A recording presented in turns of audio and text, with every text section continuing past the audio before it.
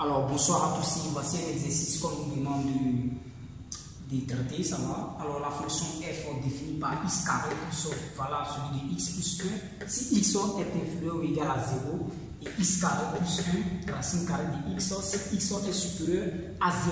Alors, ce genre de fonctions, ce sont des fonctions définies par intervalle. C'est bon. Alors, 1.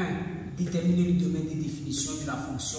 Calculer la limite en 0, ça va, la limite à gauche de 0, de f de x, la limite à droite de 0, de f de x également. Étudier la continuité de f en 0, déduisant la continuité de f sur d de f sur son domaine de définition.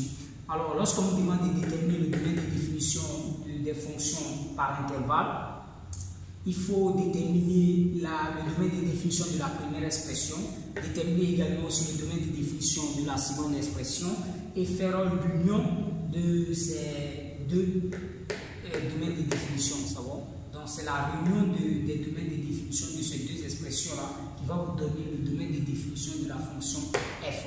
Alors pour cela, on dira que donc 1, le domaine de définition c'est quoi? Quel que soit x élément. Voilà, quel que soit x élément de R, tel que x appartient à R ou x supérieur ou égal à 0. Alors, comme je l'ai dit, pour déterminer le domaine de définition de la fonction f, la fonction définie par intervalle, il faut déterminer le domaine de définition de chaque expression et faire la réunion. Pour la première expression, vous voyez que c'est R, le domaine de définition c'est R. S'il n'y a pas de contrainte, là-bas, peu importe la valeur que nous allons attribuer à x, on aura forcément une image.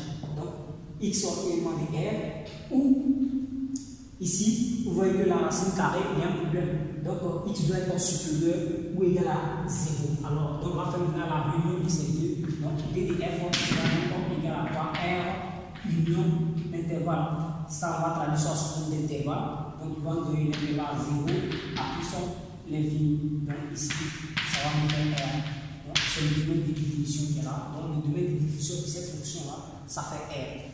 Ensuite, on prend maintenant la deuxième question, c'est de calculer les limites, limite à gauche et limite à droite. Donc ici, limite, lorsque x tend vers 0 à valeur inférieure de f de x, ça fait limite.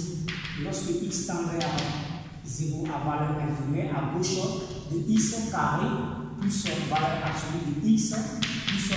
C'est bon. Ici, il faut faire très attention parce que nous sommes à valeur inférieure, x inférieur à 0, il faut prendre l'expression où x est inférieur à 0. Voici pourquoi on prend cette expression.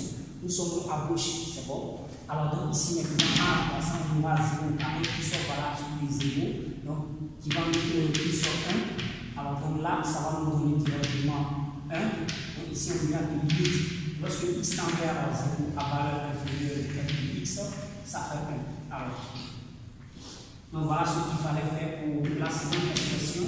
La seconde limite plutôt, lorsque x tend vers 0 à valeur supérieure, cette fois-ci, c'est un petit peu à droite de 0 de f de x égale à la limite. Lorsque x tend vers 0 à valeur supérieure, vous voyez que cette fois-ci, c'est cette expression que nous allons prendre parce que nous sommes dans le cas où x est supérieur à 0. Ça va, vous voyez ici, donc il faut prendre cette expression-là pour calculer la limite. Donc on aura x carré plus 1, voilà, facteur de racine carrée de x. Alors donc ici, en remplaçant, on aura 0 au carré plus 1. Voilà, racine carrée de 0. Racine carrée de 0, ça fait 0. Donc en multipliant tout ça, ça va faire 0. Donc vous voyez que ça fait 0. Donc on aura limite. Lorsque x tend vers 0 à valeur supérieure de f de x, ça fait 0. Alors qu'est-ce que vous constatez? On remarque que la limite à gauche et la limite à droite sont différentes. Ça va, ils n'ont pas les mêmes limites. Or, qu'est-ce qu'il faut savoir? La troisième question, on nous demande d'étudier la continuité des f. Donc, 3, continuité des f. Continuité de f en 0. Alors, la continuité des f en 0, une fonction est continue en 0 si et seulement si la limite à gauche, ça va, de f de x égale aussi à la limite à droite, ça va. Et quand x tend vers 0, à droite de f de x qui est égal ici à f de 0. Mais dans notre cas, nous ne sommes pas obligés de calculer f de 0 parce que remarquez bien que la à gauche et la limite à droite sont différentes. Ils n'ont pas les mêmes limites. Donc, puisque c'est différent, alors la fonction n'est pas continue. Donc, puisqu'elle n'est pas continue, pourquoi elle n'est pas continue? Tout simplement parce que la limite à gauche et la limite à droite n'ont pas les mêmes valeurs. Donc, ici, on dira que f n'est pas continue. Alors, f n'est pas continue.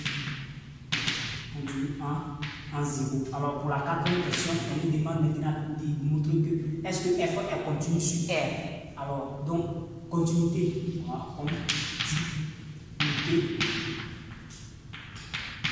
de f sur DDF, sur le domaine de définition égal à R. Alors, regardez, on prend de moins l'infini à plus l'infini. Ici, nous avons 0.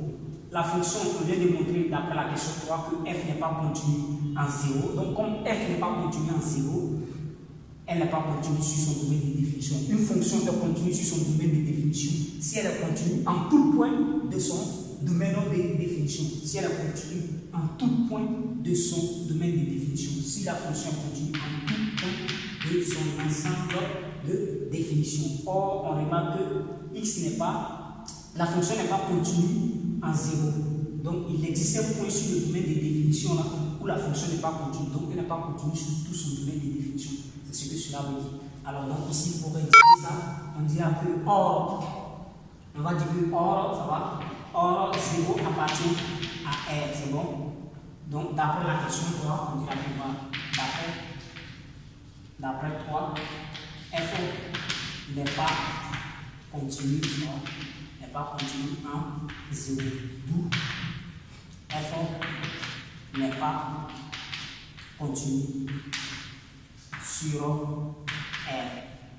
Alors, en récapitulation, ce qu'il faut savoir est que lorsqu'on vous demande de déterminer le domaine de définition d'une fonction par intervalle, il faut commencer d'abord par déterminer le domaine de définition de chaque expression.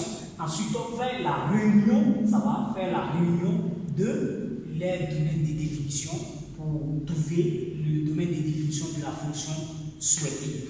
Ensuite, lorsqu'on vous demande de calculer les limites à gauche et les limites à droite aussi, voilà, appliquer les propriétés comme il se doit, calculer les limites, et ce qui va vous permettre d'entendre facilement la continuité de la fonction. Si vous calculez les deux limites et que vous constatez qu'ils n'ont pas les mêmes valeurs, en ce moment, la fonction n'est pas continue en 0, en x0, c'est bon. Ici, notre cas, x0, ça fait 0, hein, voilà. Ça peut être, on pourrait étudier aussi la continuité de cette fonction en 2, en 3, ça va, en n'importe quel nombre réel, quoi.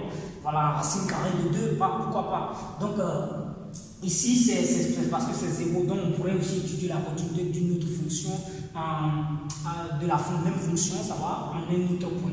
Donc, lorsque les deux limites n'ont pas les mêmes valeurs, en ce moment, dites-vous que la fonction n'est pas continue en ce point.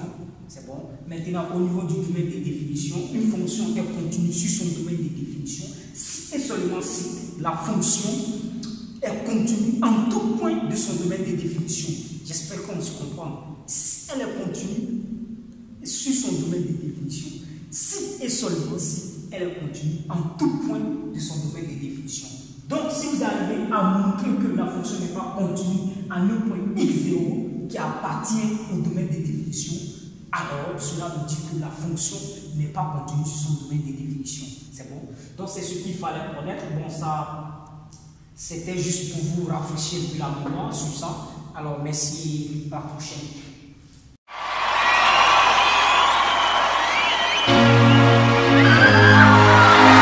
Pensez